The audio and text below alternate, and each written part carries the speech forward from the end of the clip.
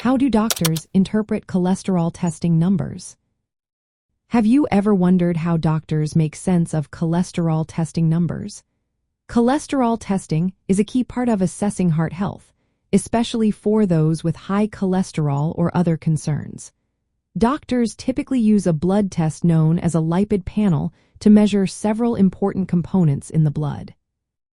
These include total cholesterol, low-density lipoprotein cholesterol, often referred to as bad cholesterol, high-density lipoprotein cholesterol, known as good cholesterol, and triglycerides. Understanding these numbers is crucial for doctors to evaluate the risk of heart disease and make informed treatment decisions. When doctors look at cholesterol test results, they start with the total cholesterol number.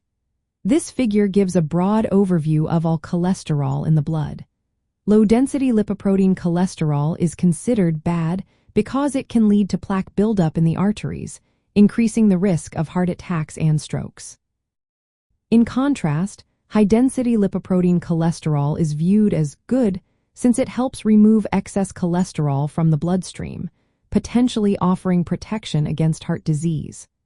Triglycerides are another type of fat in the blood, and high levels can also raise the risk of heart disease.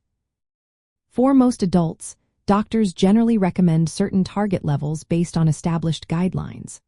For low-density lipoprotein cholesterol, a level of less than 100 milligrams per deciliter is optimal for most people. However, for those at very high risk, such as individuals who have had a heart attack or stroke, a level below 55 milligrams per deciliter is advised to further decrease the risk of future cardiovascular events. Higher levels of high-density lipoprotein cholesterol are better, with a target of at least 40 milligrams per deciliter for men and at least 50 milligrams per deciliter for women.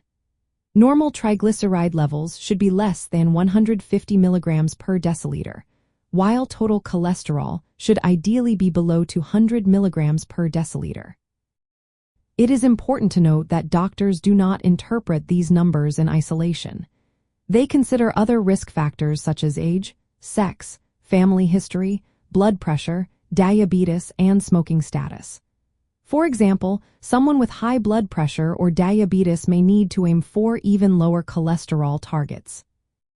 In cases of high cholesterol, doctors pay special attention to low-density lipoprotein cholesterol because it plays a significant role in atherosclerosis, which leads to blocked arteries. If low-density lipoprotein cholesterol levels are elevated, doctors may recommend lifestyle changes, such as adopting a heart-healthy diet, engaging in regular exercise, and managing weight. They may also prescribe medications like statins to help lower cholesterol levels. The ultimate goal is to reduce the risk of heart attacks, strokes, and other cardiovascular issues. Cholesterol management is highly individualized. What is considered a healthy cholesterol level can vary from person to person, depending on their overall health and risk profile.